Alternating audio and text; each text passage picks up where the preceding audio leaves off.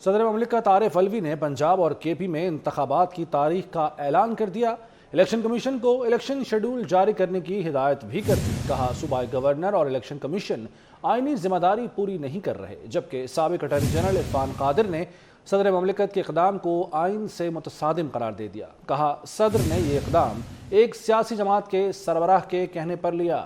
صدر مملکت عارف الوی نے پنجاب اور کے پی میں 9 اپریل کو الیکشن کرانے کا اعلان کر دیا۔ الیکشن کمیشن کو سیکشن 57(2) کے تحت الیکشن شیڈول جاری کرنے کی ہدایت کر دی۔ صدر مملکت نے کہا کہ آئین اور قانون 90 دن سے زیادہ تاخیر کی اجازت نہیں دیتا۔ پنجاب اور خیبر پختونخوا کے گورنر سمیت الیکشن کمیشن اپنی ذمہ داری پوری نہیں کر رہے۔ ادارے پہلے آپ کر کے گیند ایک دوسرے کے کورٹ میں پھینک رہے ہیں، لہٰذا سیکشن 57(1) کے تحت حاصل اختیارات بروئے کار لاتے ہوئے صوبائی اسمبلیوں کے عام انتخابات کی تاریخ کا اعلان کر رہا ہوں۔ دوسری جانب سابق اٹارنی جنرل عرفان قادر نے صدر مملکت عارف الوی کے اقدام کو سراسر آئین کی خلاف ورزی قرار دیا۔ 24 نیوز سے گفتگو میں کہا صدر کو صوبائی اسمبلیوں کی تاریخ کا اعلان کرنے کا کوئی اختیار نہیں۔ سابق اٹارنی جنرل نے الزام عائد کیا کہ صدر مملکت نے ایک سیاسی جماعت کے کہنے پر ایسا کیا۔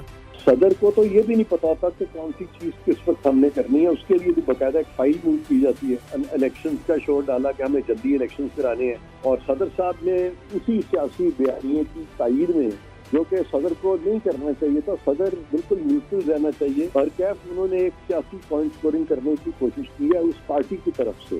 جسٹس ریٹائرڈ شائق عثمانی نے کہا جن صوبوں میں اسمبلیاں تحلیل ہوئی وہاں 90 روز میں الیکشن ہونے چاہیے، اور یہ ذمہ داری الیکشن کمیشن کی ہے۔ اگر الیکشن کمیشن مقررہ وقت میں الیکشن نہیں کراتا تو چیف الیکشن کمشنر کے خلاف توہین عدالت کی کارروائی ہو سکتی ہے۔ آئین میں صاف لکھا ہوا ہے کہ الیکشن 90 دن کے اندر ہونی چاہیے، اور 14 دن کے بعد اس کا رزلٹ اناؤنس ہونا چاہیے۔ یہ آئین میں لکھا ہوا ہے، اور یہ ذمہ داری عائد ہوتی ہے چیف الیکشن کمشنر کے اوپر۔ اگر چیف الیکشن کمشنر اپنی ذمہ داری پوری نہیں کرتا تو اس صورت میں جو پولیٹیکل پارٹیز انوالوڈ ہیں، جو کنٹیسٹنگ پارٹیز ہیں، وہ سپریم کورٹ جا سکتی ہیں، اس کے خلاف کنٹیمپٹ آف کورٹ کی اپلیکیشن فائل کر سکتی ہیں، اور ان کو سزا مل سکتی ہے۔ صدر عارف الوی نے انتخابات کی تاریخ کا اعلان کے لیے الیکشن کمیشن کو مشاورت کے لیے خط بھی لکھے تھے، تاہم الیکشن کمیشن نے صدر عارف الوی کی الیکشن کی تاریخ پر مشاورت کی تجویز مسترد کر دی تھی۔ پرامن ماحول میں شفاف انتخابات الیکشن کمیشن کی آئینی ذمہ داری ہے۔ وفاقی وزیر قانون اعظم نذیر تارڑ نے 24 نیوز سے خصوصی گفتگو میں کہا الیکشن کمیشن کو لاجسٹک سپورٹ کی بھی ضرورت ہے۔ الیکشن کمیشن کو چاہیے کہ تمام سٹیک ہولڈرز کے ساتھ مشاورت کرے۔ صرف 2 اسمبلیوں کے الیکشن ہوں گے تو وفاق کی مداخلت کا شور ہوگا۔ الیکشن کمیشن ایک آزاد ادارہ ہے، آئین اسے تحفظ دیتا ہے۔ آرٹیکل 218(3) کے تحت الیکشن کمیشن کی یہ آئینی ذمہ داری ہے کہ وہ غیر جانبدار، شفاف انتخابات کرائے پرامن ماحول میں۔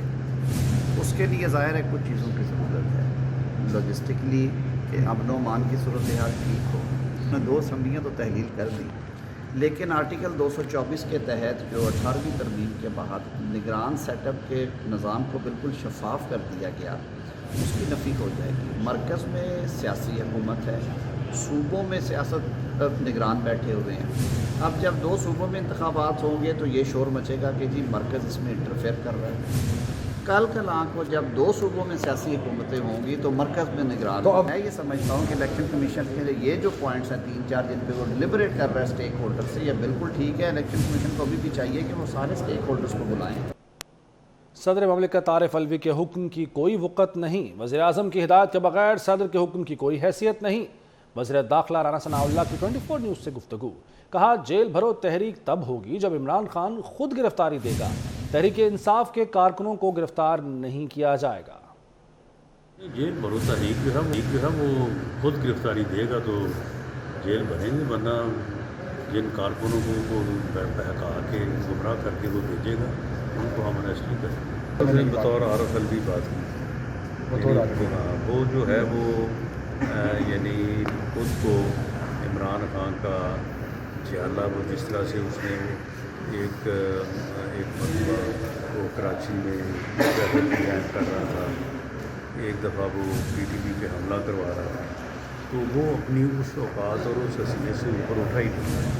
یعنی 4 سال ہو گئے اسے ایوان صدر میں، لیکن ایوان صدر میں اس کا کچھ نہیں ہوا۔ پلستر میرا خیال ہے جیل جا کے کھلے گا، اس سے پہلے نہیں کھلتا کہ الیکشن جو ہے وہ قومی اور صوبائی اسمبلیوں کے اکٹھے ہونے چاہیے۔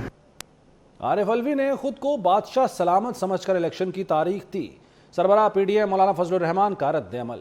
सदर ने खुद को तहरीक इंसाफ का वर्कर समझकर आइन को पांव तले रोंदा। उन्होंने गवर्नर और इलेक्शन कमीशन के इख्तियारात में मुदाखलत की। ये वाज़े मिसकंडक्ट है। मौलाना फजल रहमान ने आरिफ अलवी के खिलाफ सख्त एक्शन लेने का मुतालबा कर दिया। जेल भरो तहरीक का ऐलान करके इमरान खान खुद हिफाजती जमानत कराते फिर रहे हैं। वफाकी वजीर शहरी रहमान ने इमरान खान पर तंज के निश्तर चला दिए। कहती हैं अवाम के बाद PTI कारकुनों ने भी इमरान खान की सियासत को मुस्तरद कर दिया। शहरी रहमान ने कहा कि तहरीक इंसाफ की क़यादत और कारकुन जमहूरियत की जदोजहद से नावाकिफ़ है। MRD की कारकुनों ने जमहूरियत के लिए जदोजहद में अपनी जानें दी हैं, कोड़े खाए लेकिन आमरीत को तस्लीम नहीं किया।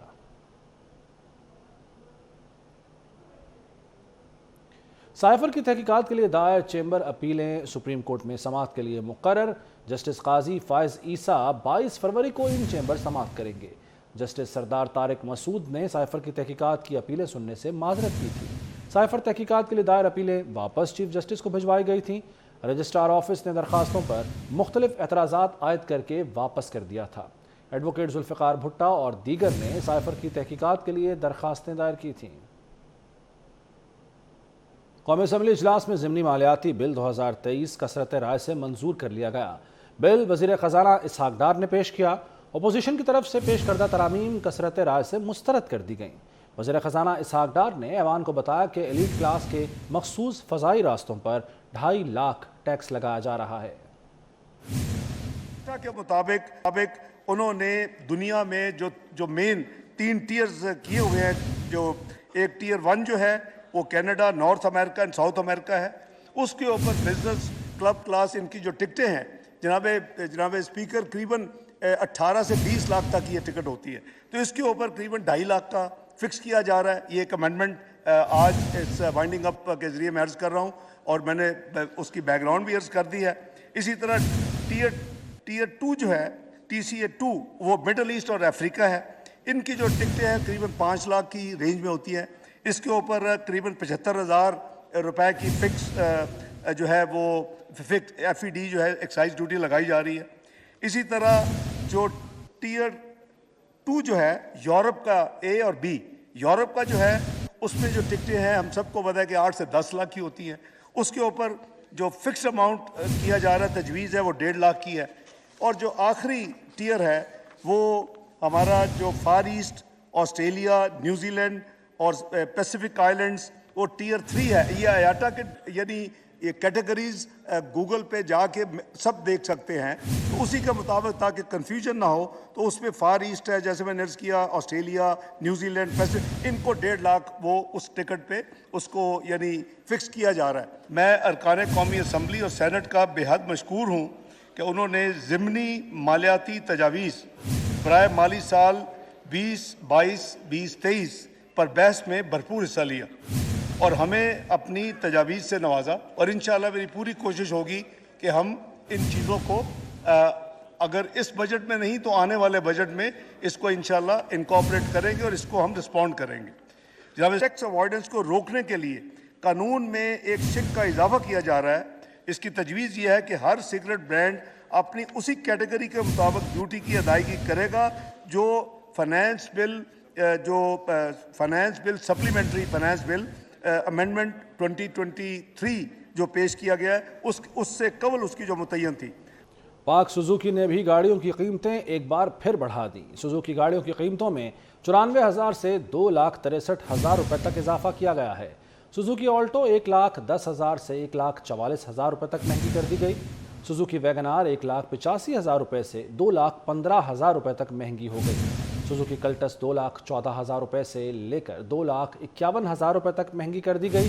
इसी तरह सुजुकी स्विफ्ट की कीमत में 2,45,000 से 2,63,000 रुपये तक इजाफा किया गया है। नायब सदर FPCCI शब्बीर मंशा ने इंडस्ट्री की गैस महंगी होने पर तशवीश का इजहार किया है। कहते हैं गैस महंगी होने से मकामी तौर पर तैयार होने वाली अशिया की कीमतें मज़ीद बढ़ जाएंगी जो महंगाई की रफ्तार को भी तेज़ करेगी। ये भी कहा कि मौजूदा टैक्स दहिंदगान पर ही टैक्स का बोझ डाला जाता है, टैक्स नेट को बढ़ाया जाए।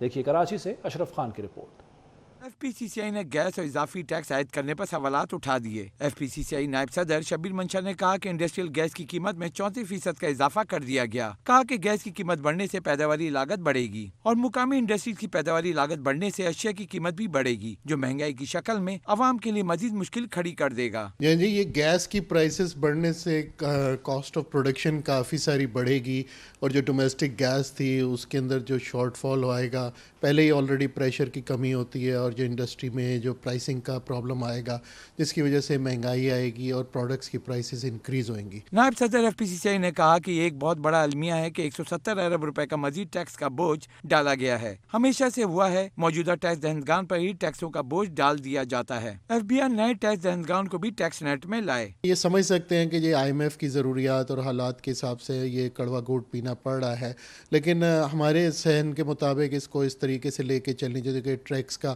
بیس براڈ کرنا چاہیے تھا۔ جو انیشیٹو چھوٹے تاجروں، چھوٹی دکانوں کے اوپر لیا گیا تھا اس میں کچھ نہ کچھ سارے پاکستان کو کنٹریبیوٹ کرنا ہے۔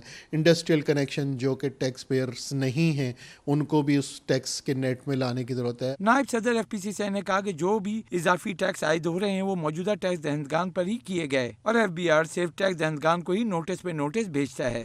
نیوز اسٹوڈیو سے فی الوقت اتنا ہی۔ مزید خبروں اور اپڈیٹس کے لیے دیکھتے رہیے 24 نیوز۔